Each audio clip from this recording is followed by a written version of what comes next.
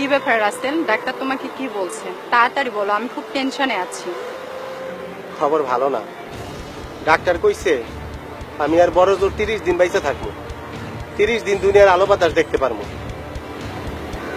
আমার ক্যান্সার।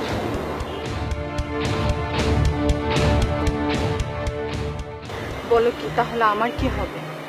তুমি এক কাজ করো, তোমার মায়ের কাছে গ্রামে চলে যাও। তোমার মা একটা না একটা ব্যবস্থা করে দিবে। তোমার মনে পড়ে কলেজের আঙিনায় একদিন আমার হাতে হাত রেখে কইছিলা আমার জন্য সব করতে পারো? আজ আমার ক্যান্সারের কথা শুই না শহর ছেড়ে গ্রামে যেতে কইতাছ? এই টাইপের রুগীরা গ্রাম থেকে শহরে আসে, আর তুমি আমার শহর থেকে গ্রামে যেতে কইতাছ?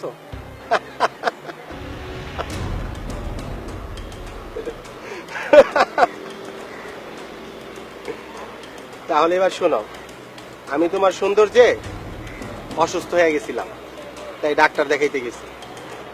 ডাক্তার কইছে আমার কোনো রোগ নাই, আর আমার ক্যান্সার ফ্যান্সার কিছুই হয় নাই। আমি তোমার একটু বাজায় দেখলাম তোমার মনের ভিতরে কোনো ক্যান্সার আছে কিনা। আজ তোমার সাথে আমার প্রেম, কাল বিয়ে, আর বিয়া মানে এক ছাদের নিচে থাকা। তাছাড়া যেভাবে ডিভোর্সের সংখ্যা বাড়তেছে, এখন প্রত্যেক ছেলে মেয়েরই যাচাই করা উচিত যাকে বিয়ে করছে তার মনের ভিতরে কোনো ক্যান্সার আছে কিনা।